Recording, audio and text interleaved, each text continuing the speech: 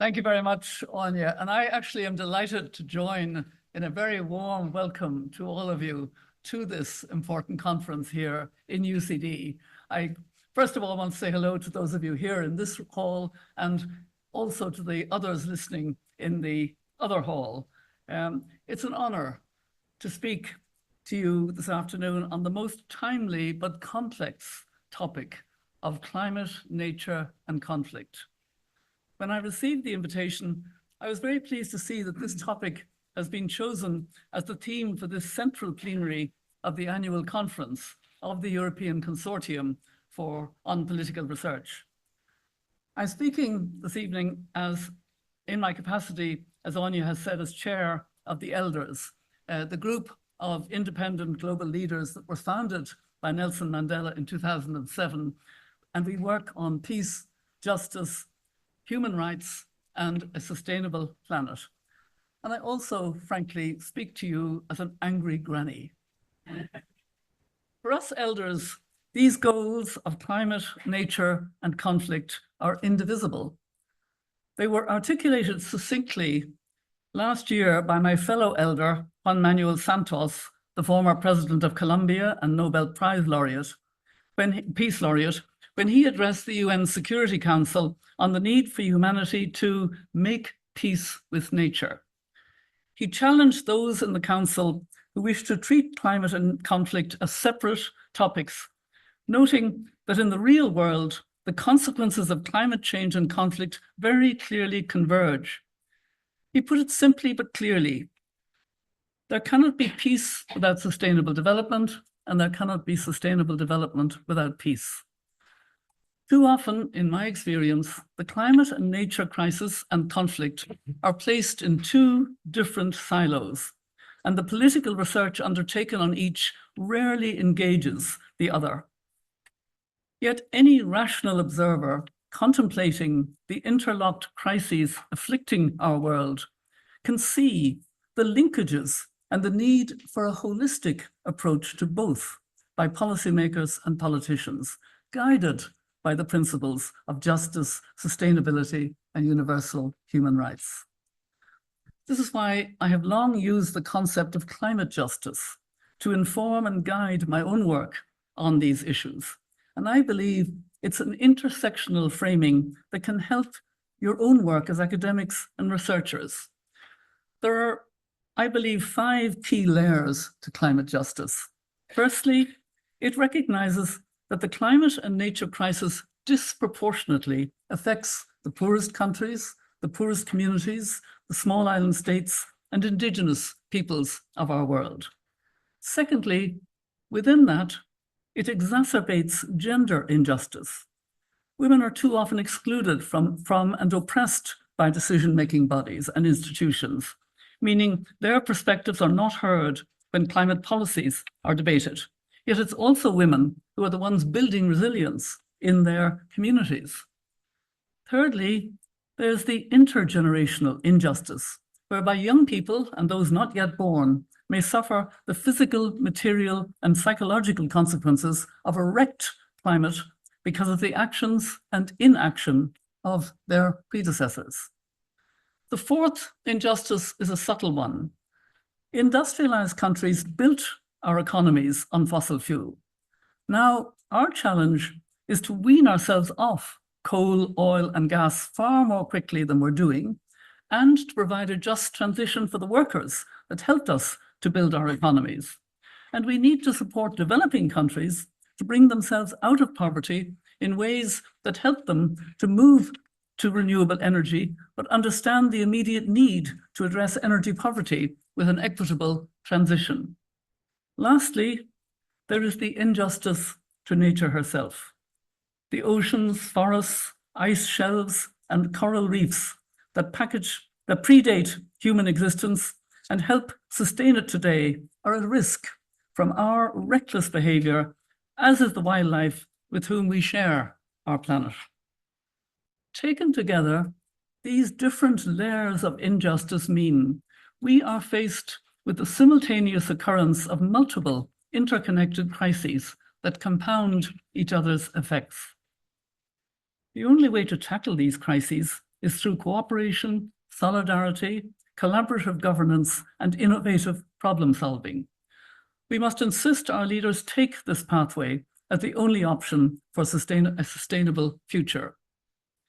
In my remarks this evening, I'll highlight what I see as the most consequential linkages between conflict and the climate and nature crisis, and the type of change in political leadership required to effectively tackle these two threats to planetary peace and sustainability.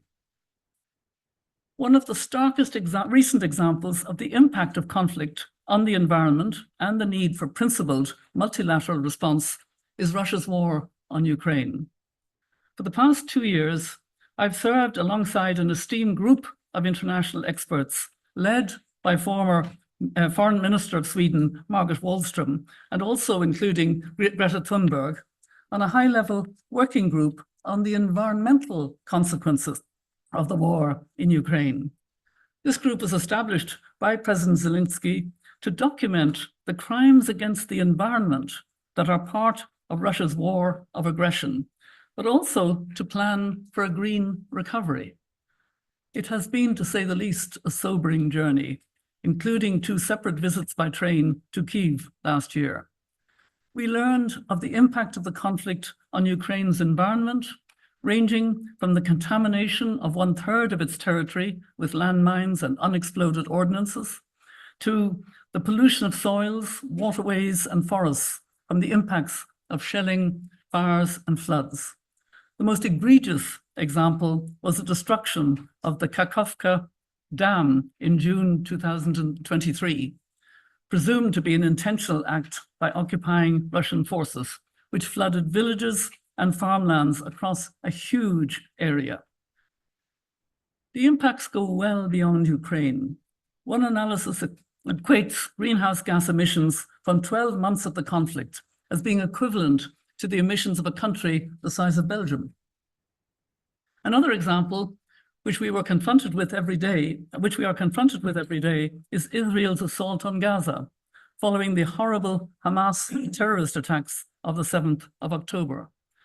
The death toll of nearly 40,000 Palestinians is appalling enough, but we have also seen the complete degradation of the soil, water, land, agriculture, and built environment of the Gaza Strip, home to over 2 million people. The damage wrought to Gaza's environment will be felt for years and decades hence.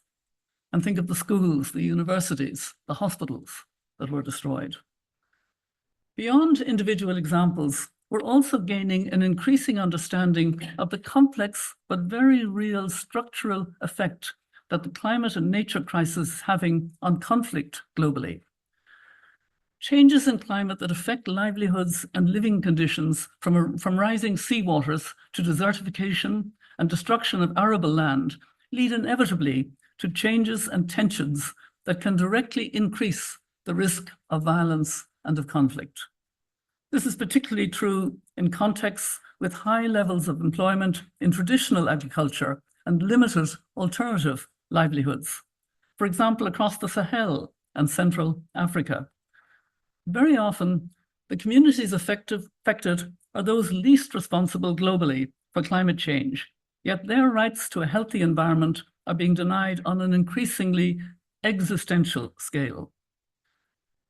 While the world adapts to the new realities brought about by the climate crisis, some of the materials on which a green energy transition depends are drawn from the most insecure environments on the planet.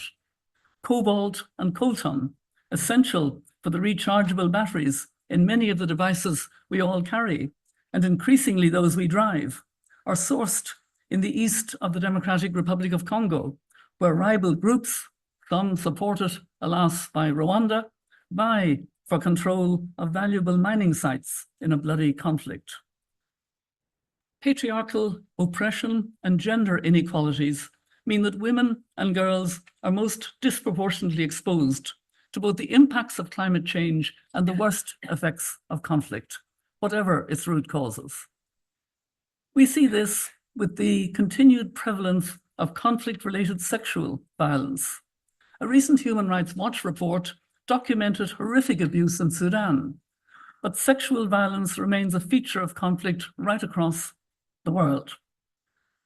None of this can be dismissed as inevitable or as situations for whom no one can be held accountable. It is an imperative of both climate justice and conflict resolution that people are held responsible for their actions and inactions. When we look at conflict-affected contexts, we see both a disproportionate vulnerability to climate impacts. Think of the agriculturally dependent communities across the fragile societies that cover the Sahel and Central Africa, and a lack of the natural and local institutional mechanisms needed to prepare for and adapt to climate change. The international multilateral architecture is regrettably failing to meet this challenge. This is a political, moral, and financial injustice. Conflict-affected countries are receiving small fractions of climate financing per capita when compared to countries at peace. A UNDP study found that fragile states receive just $10.80 per person in financing compared to $161.70 per person for non-fragile states. Financing is to the most fragile countries is too often in loans and not grants, which further increases their unsustainable debt. Bankability of projects relies on criteria that ignore the reality of these contexts and can lead to maladaptation and the burdening of already strained governance systems. While the barriers to investing in conflict contexts are in one sense obvious, instability and violence always hinder both public and private investment.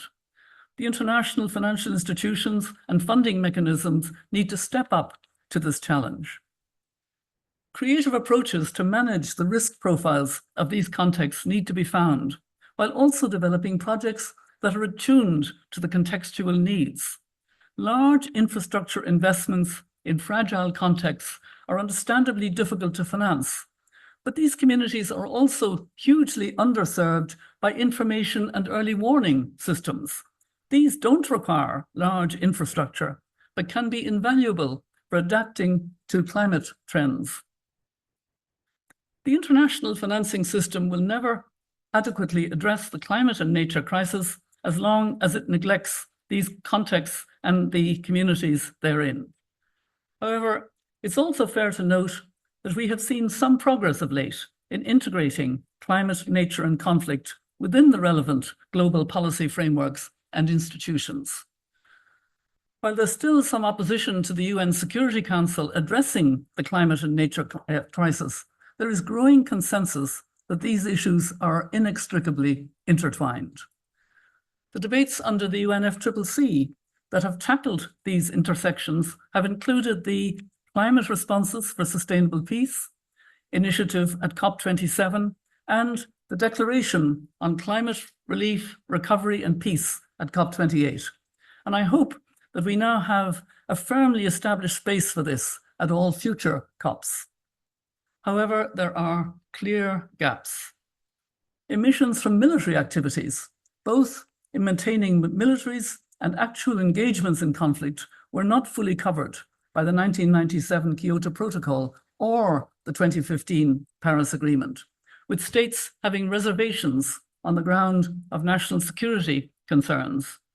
But according to a study by Scientists for Global Responsibility and the Conflict and Environment Observatory, militaries account for an estimated 5.5% of global greenhouse gas emissions. As has been said for other significant sources of emissions, like aviation and shipping, we cannot progress without properly accounting for these contributions. We must also ensure that policy frameworks don't operate in isolation.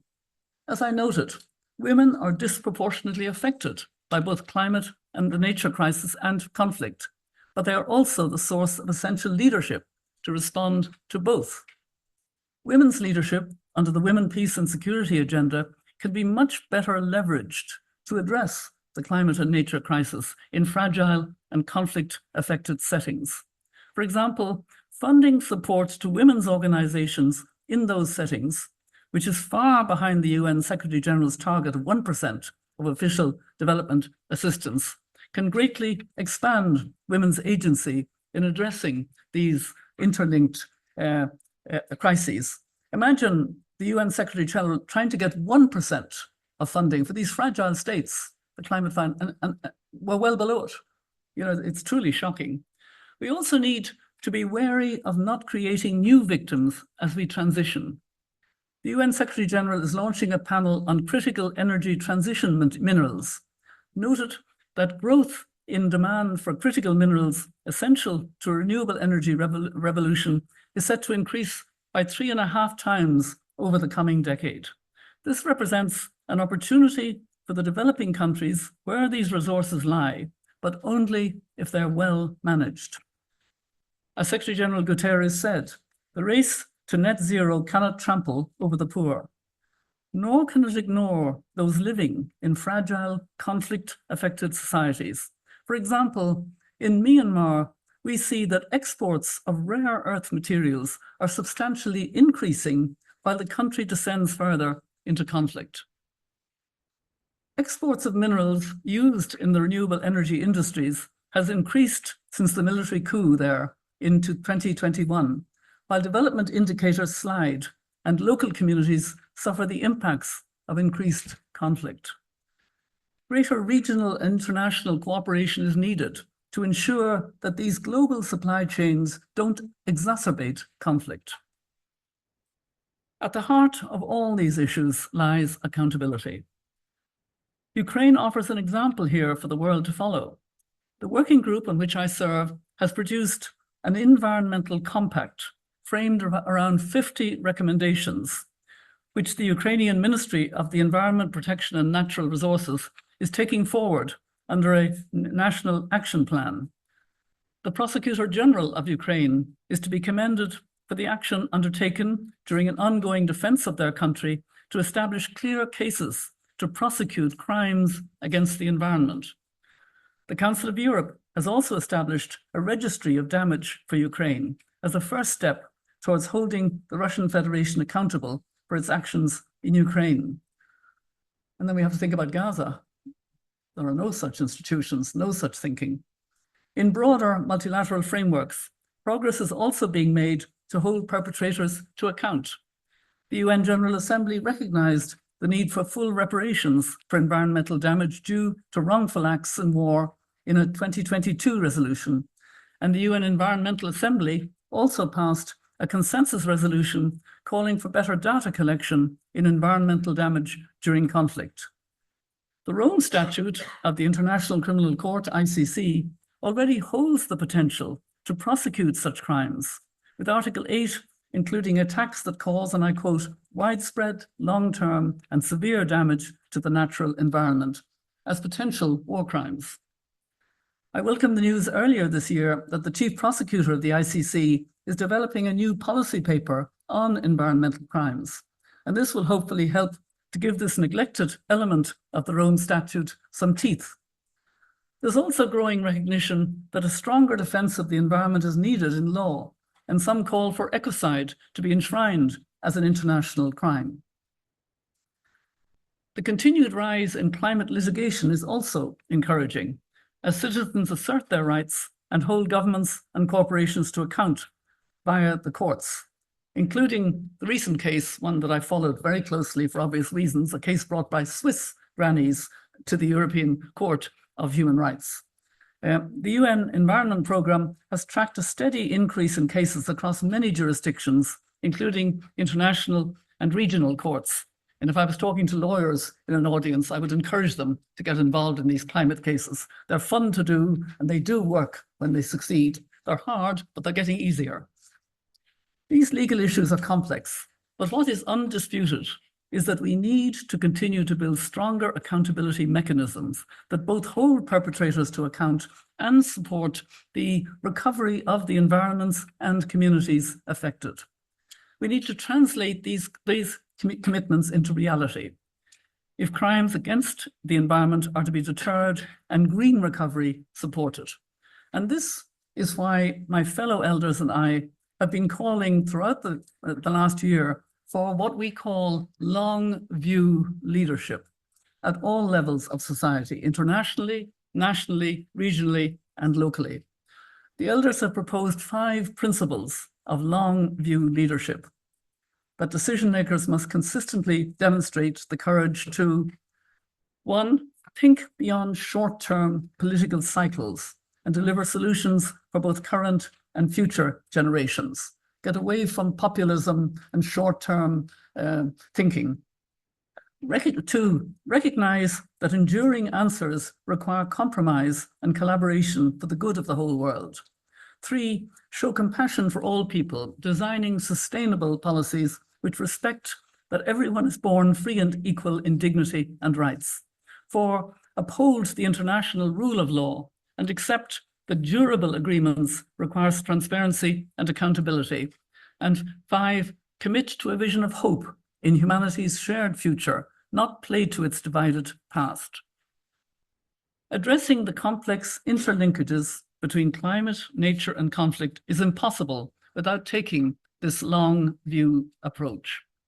If we can embed these principles in public life, in our use and application of data and political research, and in our commitment to multilateral diplomacy, I have every confidence that we will reach a more peaceful, sustainable, and just future for all, no matter how daunting the current challenges may seem. Cross-border research and dialogue, which you're all engaged in, is essential to identify common interests, confound stereotypes and disinformation, and lay the foundations for policymaking that is fit for purpose in the 21st century. So I commend you in your ongoing work. And I'd like to just end by reminding you of a wonderful, succinct phrase of the founder of the Elders, Nelson Mandela. It always seems impossible until it is done. Thank you very much.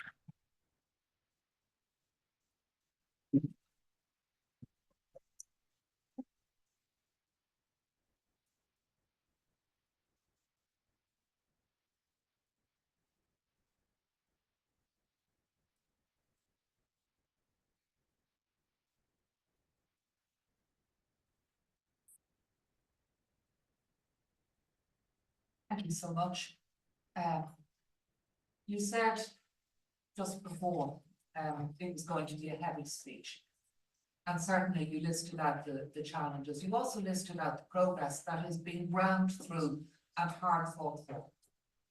But given that in the medium term at least, it looks like conflicts, wars are on the increase, climate crisis certainly on the increase, records being broken month after month, leading to much larger flows of migration and all political issues that arise out of that. So many people do feel daunted. Many people do feel hopeless.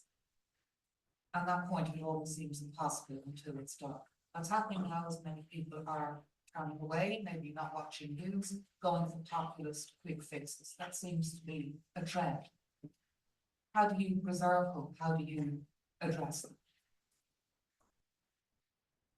I think it's for that reason, no doubt, the world has become more difficult.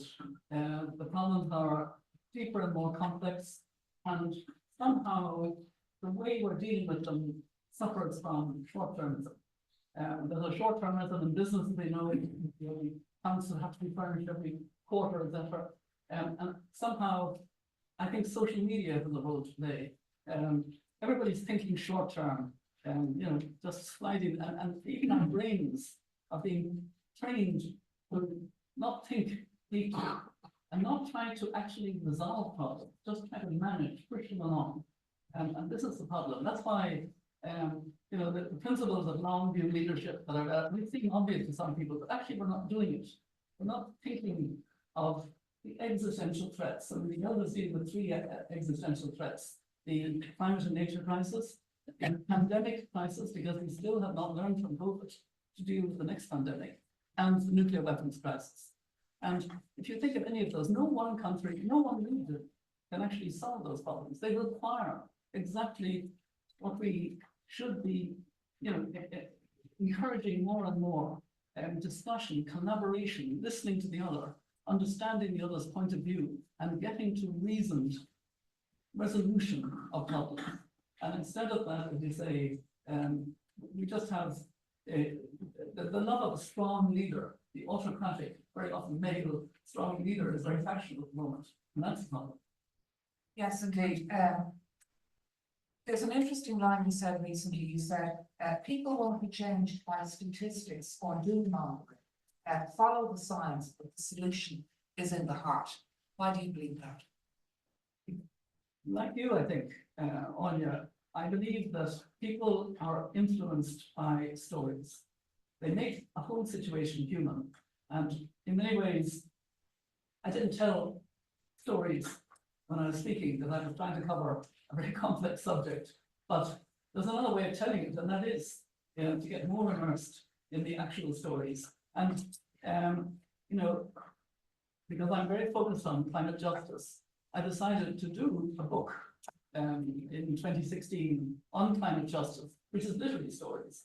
I often joke there are 11 stories in the book, 9 of them involve women, but there are 2 good men. And they're stories of my heroes. And that book has done quite well, actually, and it doesn't date, because these are stories about people, and they're real stories, and they're grounded in people's reality. And I think we need to bear that in mind much more. And I think we do have to move people from the heart, not just with statistics and data, etc. We need the science, we need the statistics, we need the data, but we need to communicate as humans with each other. And somehow, very much, the emotions and the heart are vital. And it was also really, and I'll be bringing in the audience now in a minute, because I know I will have people going around with microphones, so you see them and just wave your hands and we'll bring you into the conversation. But I also wanted to pick up on something else before we get to the floor.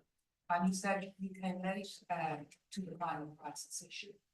You have pioneered and worked very strongly through the foundation on this issue of climate justice and the interconnectedness therefore of those solutions that we need to come up with.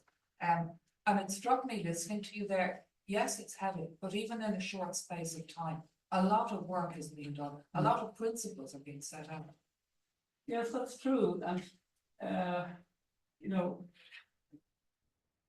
the reality is the problems are human problems, or rather they're very often the inhumanity of the way they're being dealt with that renders them into terrible humanitarian crises. And the autocratic decisions or indeed the benign neglect of allowing that degree of suffering in our world.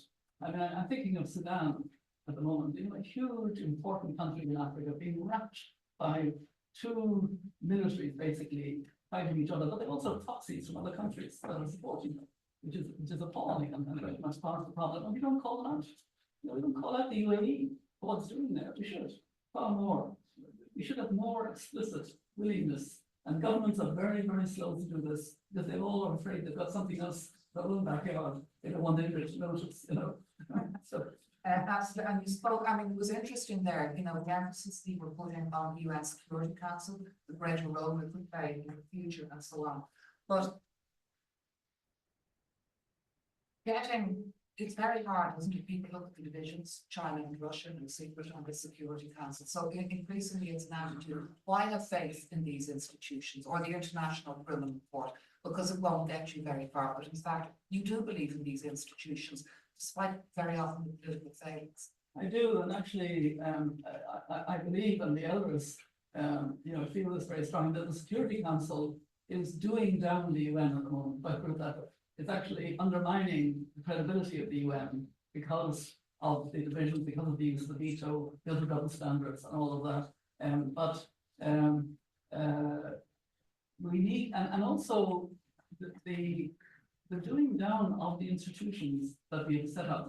Take, for example, the contrast between the approach of the ICC in relation to Ukraine. When Putin was indicted, the United States, the United Kingdom, Europe, that were all very pleased that he was indicted.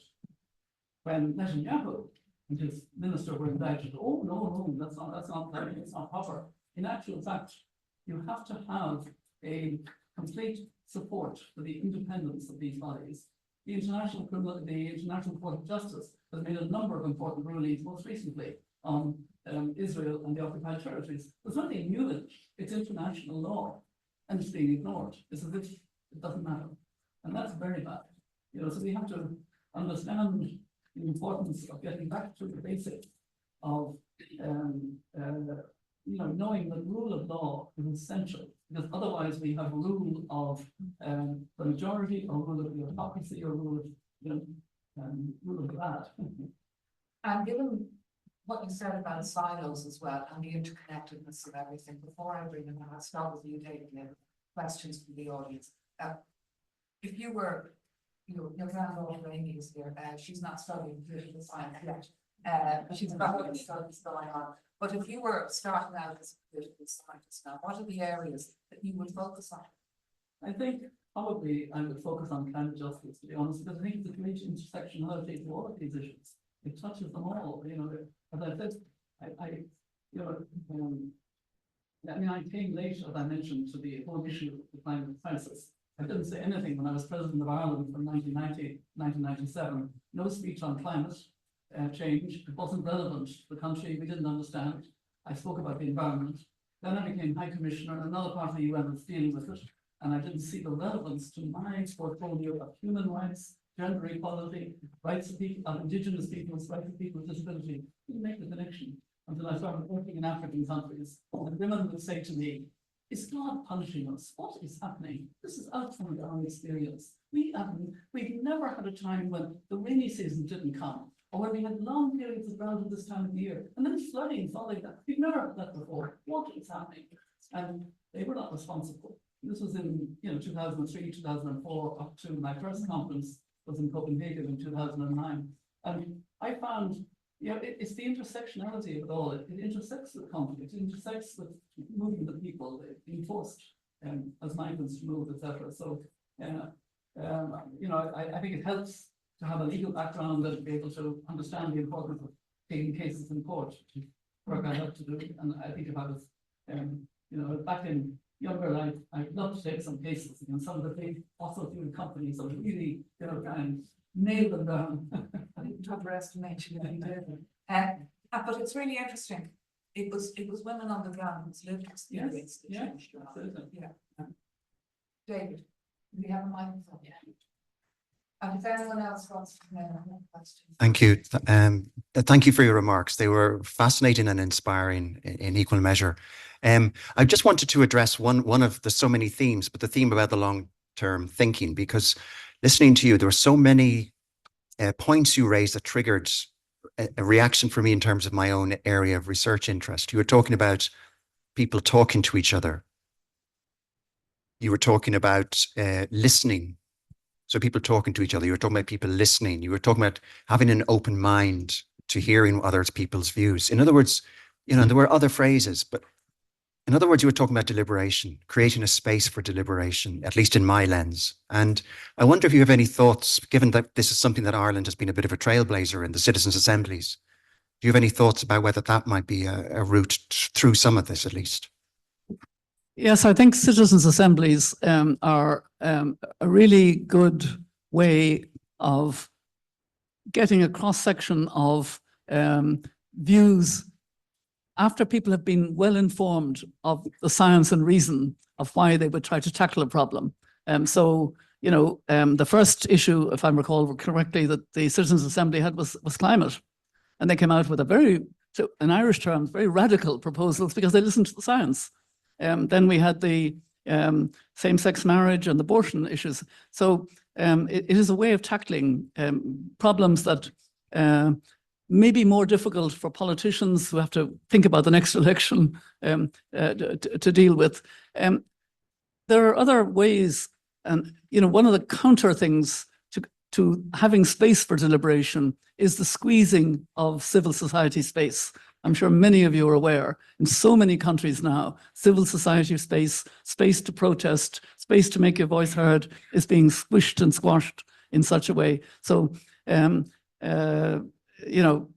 think there are a number of different ways, but actually, we saw a very good example in the United Kingdom of citizen action that I very much welcomed, and we need to see more of this when we saw those anti-racism protests following the social media-induced conflict. And, we saw it in Belfast too, in Northern Ireland. So we need citizen pushback more on some of the things that are happening. We have the means of it now. We can communicate, we can use social media to gather together or whatever, but we do need to create these spaces where we can push back on what's the dark side of social media or autocratic measures. Absolutely. Up at the back there, we had a microphone go up back there. Yes. I'm saying, where you're from and your institution or university. Absolutely. So thank you for the opportunity to pose a question to you. It's a privilege. My name is Natalie Ralph. I'm based currently at Warwick University in England. So I've got a sort of dual question here, which is in the context of critical minerals or critical raw materials for the energy transition. So you mentioned batteries, etc. I'm really glad. I just want to say that I'm really glad that you've brought up the long-term view that politicians and business need to have, because something that I've been trying to do for years is talk about business for peace, or what might be called corporate peace building, how companies that are mining, etc., can actually support communities when there's violence, etc. So rather than companies just doing bad, they can do good as well. Mm-hmm. And I think that gets lost, and sometimes that thinking gets lost because people focus more on the risk of what companies can do. So I think when someone like yourself says we've got to focus on cooperation, conflict resolution, and listening to each other, that's the sort of stuff that humans tend to forget is really needed. So thank you for that. But also I just wanted to pose a question to you, long-term thinking for politicians and all of us. We need a lot of these conflict minerals because we are increasingly using a lot of energy and electric vehicles, etc. What are your thoughts on the global north reducing its energy use, reducing its need for these critical minerals, and actually for the global north to having, not just doing a circular economy, recycling, etc., but actually seriously changing our behavior, which of course goes against profit and business, I think. I don't know, there might be a way around it.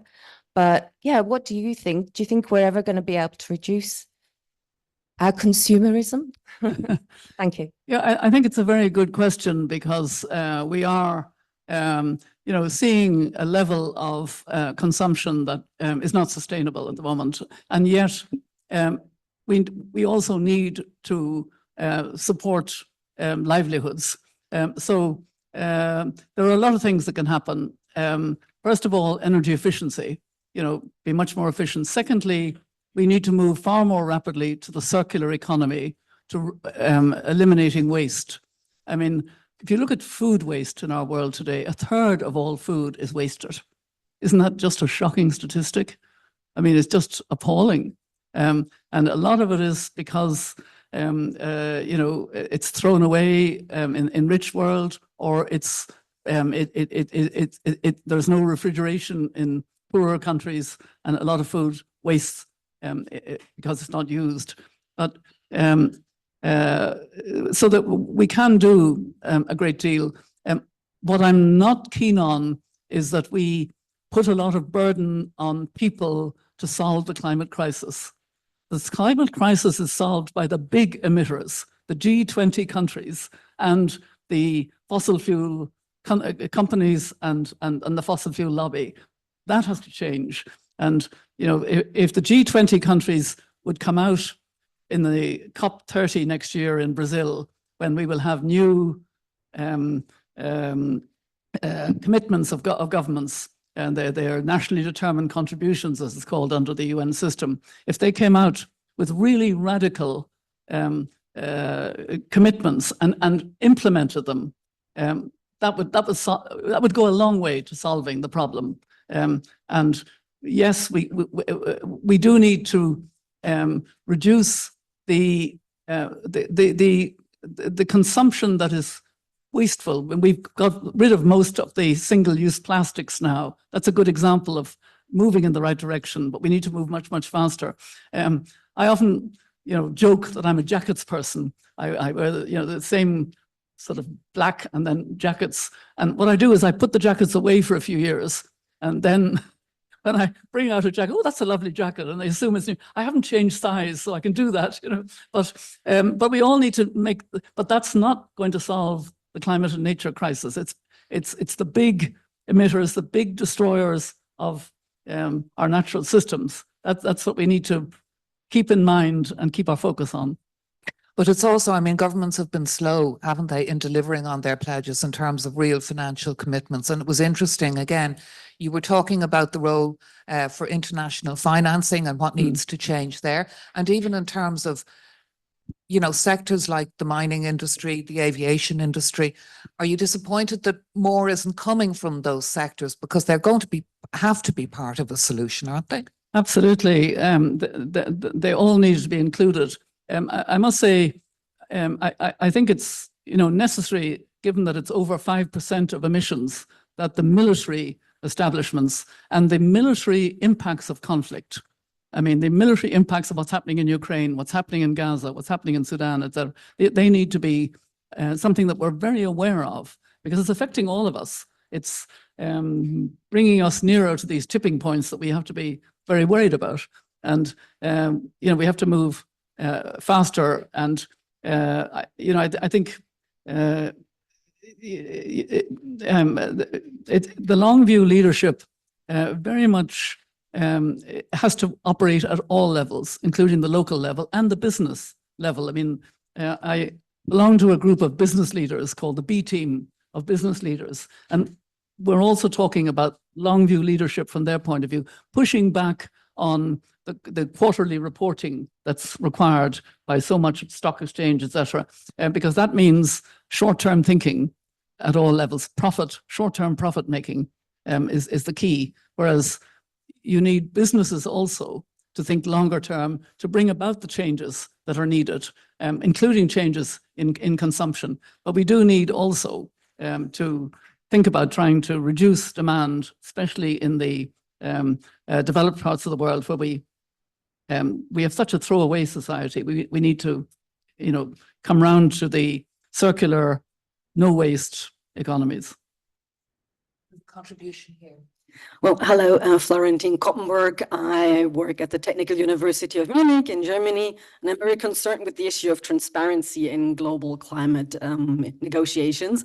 And so, first of all, thank you very much for this sobering yet really thought-provoking speech. And you mentioned these really interesting developments in the past 2 years or the past 2 COPs about really also thinking about climate and conflict. And I was just wondering, do you think there is a move towards countries being more willing to also talk about this one black box area, so to speak, about military emissions? Or is this an area where, well, this, what you call maybe the citizen pushback is relevant, where scientists have to find the data, where initiatives like Climate Trace, where we use new technologies like satellites to monitor, have to fill the gap? Is this something that you see citizens being in the leading role to increase transparency, or are states also moving sort of forward in that area? I would love to hear your thoughts about that. It's hard to sort of generalize on that. I understand the question. I think we do need to keep in mind the close interconnections between climate, nature, and conflict, which I think, and therefore it's relevant to a COP. And it's good that the COP deals with it, but it's not the main business of the COP. So the COP should deal with its main business, which this year will be finance. And what we need is enough finance, big chunks of finance, which we can find with various forms of taxation. Brazil at the moment, with the G20, wants to tax billionaires, and that will bring a certain amount. And it seems to be gaining some credibility. We could also tax aviation, especially business fare, and there's some support for that. We could tax maritime. We could tax, polluters generally, which I would be very much in favor of. They should pay far more tax, and so on. But we need to create 2.4 trillion a year by 2030, not 100 billion, 2.4 trillion for developing countries to be able to invest properly in going green as rapidly as they need to. And I'm talking about emerging economies and other developing countries. We've only begun to really support through the JETPs, which started with the COP in Glasgow, supporting South Africa to come more quickly out of coal. But a lot of the money promised, the 8.4 billion that was promised, was not grant money, it was loans. And that means more in debt, you know, for a country. So it's harder to even take down that money, call down that money if it's all loans rather than grant money. And you know, I looked a few years ago at the Irish just transition for our Midlands coming out of peat bogs with turf, and 80% of it is grants to local authorities from the government, and rightly so, because if you want to come out of fossil fuel, you have to train, you have to retrain, you have to bring industry into an area that hasn't had that industry, so people have jobs to go to, etc. So it's, you know, and so I'm not sure if I'm answering your question in a focused way, but these are very broad issues, and everything is kind of connected. You know, I believe we should be talking in the same vein, in a way, about just transition out of fossil fuel and just transition into clean, affordable, renewable energy, and both require money, resources. And if we could, in this COP in Azerbaijan, in Baku, which is the COP on finance, open up, you know, the Bridgetown initiative of Barbados, under another wonderful woman, Mia Motley, you know, that has changed the climate a bit about international monetary reform. But we really need to press for far more resources for this big transition the world has to make. I mean, it's a huge transition, and we need to do it in all the multiple ways that we're trying to talk about and figure out. But hearing you talk about that COP there, I can hear the passion in your voice. You said you're an angry granny. And you started out your career as, you know, many would have seen it as a political radical coming back to Ireland from Harvard and, you know, trying to change the law on, you know, for women, for people from LGBTQ community. So that passion, yeah, the final question, where you get that from every day, you yourself in your life? I think, to be honest, I got it early in two ways. I was wedged between four brothers, so I had to be interested in gender equality and human rights and using my elbows. But I also had parents, both of my parents were medical doctors, and they kept saying to me that I had the same opportunities as my brothers. And that was so evidently not true in the Irish society at that time, just not true. And I could see it wasn't true. So it kind of instilled in me, I'm going to try and make things true that my parents are telling me are true, but are not. And that was the start of, you know, family planning in Ireland and all of those things. But it's been an ongoing thing. But then I have, you know, when Nelson Mandela brought the elders together in 2007, I was there at the planning meeting and at the launch on his 89th birthday. And he did say to us, you must above all else bring hope. And, you know, that can be increasingly a challenge at times in our world. But I've learned from Archbishop Tutu. He was the first chair of the elders. He was wonderful. And I learned two things from him. One, the importance of humor, to be honest. Archbishop Tutu would make himself ridiculous. He'd put a hat on or he'd do something, he'd dance around, everybody would laugh. And then he would come in with some important point when people were laughing, when they, you know, when they were engaging with him. And I learned that lesson too late in life. I wish I'd learned it, you know, much earlier. But anyway, I've learned it. And the second one was we were together at a conference of young people some years ago, well, a lot of years ago now. When Archbishop Tutu was in front of young people, he would tell them how much he loved them, how much he believed in them. He would wave his arms. And we were being moderated by a journalist. And she said rather sharply, Archbishop Tutu, why are you such an optimist? And he said, oh no, dearie, he called her dearie. Oh no, dearie, he said, I'm not an optimist, I'm a prisoner of hope. And I remember those words because I remember thinking, and I've thought a lot about it. If you're a prisoner of hope, then you see the glass may not be full, but there's something in there, and you work on it, and you take the next step, and you move things forward, and you find a way, and you go forward. The opposite is, I could speak, because I've listened a lot to scientists, I could speak about the climate and nature crisis in an apocalyptic way, I can't even say the word, in a way that would frighten the daylights out of all of us. And then all the energy goes out of the room and people just put the head down and say, well, nothing I can do about that. It is extremely important, and the long view leadership is based on hope and empathy as much as anything else. Thank you for the hope. Thank you for the track record, and good luck in the future because you're still going on. Mary Robinson, thank you.